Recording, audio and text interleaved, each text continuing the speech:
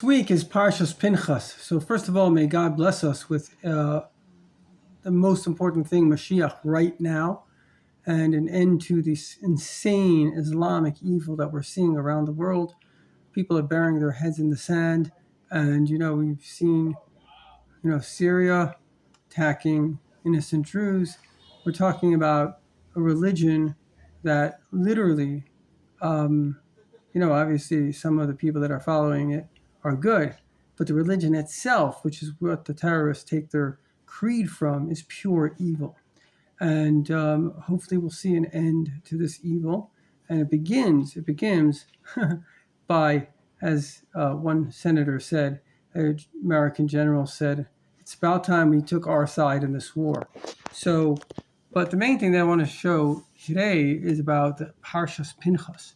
And in Pinchas, we find a zealot, right?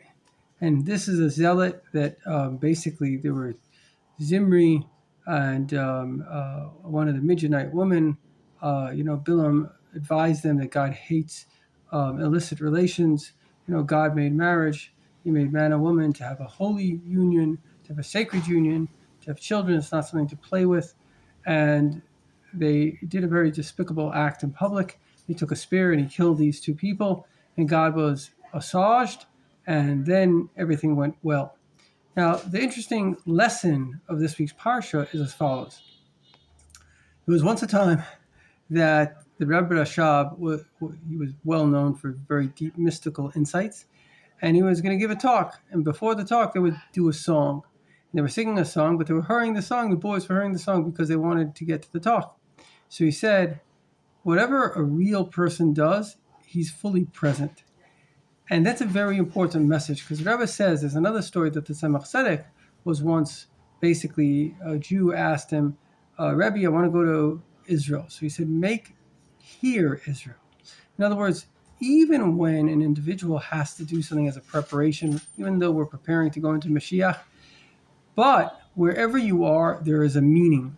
The Mishkan, which the Jews traveled with, every single time, even if they stopped for a day, they unpacked it, they set it up. And there's a very powerful lesson here, and especially important for us today when our minds are half distracted, to be present. There's no such thing as being happy without being present. And there's no such thing as being present, literally today, without being a religious Jew. And even being a religious Jew, more than being a religious Jew, being present in the times that you're meant to be present with God. If you don't have moments of deep spirituality, you won't have moments of physicality either. Your mind will just be one big distraction.